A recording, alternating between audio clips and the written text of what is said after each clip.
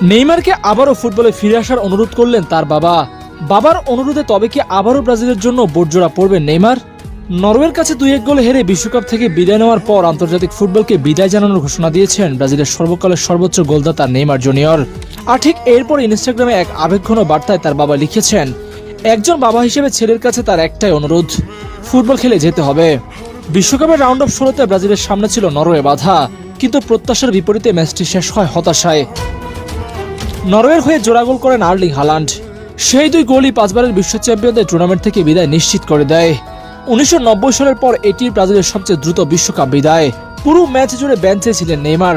শেষ পর্যন্ত 68তম মিনিটে তাকে মাঠে নামানো হয়। জোড়া গোল করার সময় ব্রাজিল একটি পেনাল্টি পেলে স্পট কিক থেকে সেটি গোল করেন তিনি। সেটাই ছিল ব্রাজিলের জার্সিতে তার 80তম আন্তর্জাতিক গোল। কিন্তু সেই গোল ব্রাজিলকে বাঁচাতে পারেনি। কয়েক মুহূর্ত পরই শেষ বাঁশি বাজে, আর শেষ হয়ে যায় নেইমারের আন্তর্জাতিক ক্যারিয়ারের গল্প।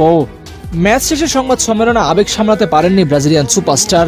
চোখ ভেজা কণ্ঠে তিনি বলেন, আমি চেষ্টা করেছি, এবার সব শেষ। আমি এখানেই শুরু করেছিলাম, এখানেই শেষ করলাম। এই কথার মাধ্যমে কার্যত আন্তর্জাতিক ফুটবল থেকে নিজের অবসরের ঘোষণা দেন তিনি। নেইমারের অবসরের ঘোষণার পরপরই সামাজিক যোগাযোগ মাধ্যমে একটি দীর্ঘ আবেগঘন বার্তা প্রকাশ করেন নেইমারের বাবা। তিনি বলেন, ছোট্ট একটি ছেলে থেকে নিজের প্রজন্মের অন্যতম সেরা ফুটবলার হয়ে ওঠার পুরো পথটাই তিনি খুব কাছ থেকে দেখেছেন। একজন খেলোয়াড়ের শ্রেষ্ঠত্ব কখনো বয়স বা কঠিন পরিস্থিতি দিয়ে বিচার করা যায় না, তা বলেও উল্লেখ করেন তিনি। ছেলের উদ্দেশ্যে তিনি আরো বলেন, পায়ের কাছে বল থাকার যে আনন্দ, সেটি যেন আবার খুঁজে পায় নেইমার। ঈশ্বর তাকে আবারও সেই কাজ করার সুযোগ দিয়েছেন, যেটাকে তিনি সারা জীবন সবচেয়ে বেশি ভালোবেসেছেন। তাই আগামীকাল নিয়ে ভয় না পেয়ে আজকের দিনটাকে উপভোগ করতে, অনুশীলন চালিয়ে যেতে, হাসতে এবং ফুটবল খেলতে বলেন তিনি। একই সঙ্গে তার বিশ্বাস নেইমার আবারও ফুটবল নিয়ে কোটি কোটি মানুষকে আনন্দ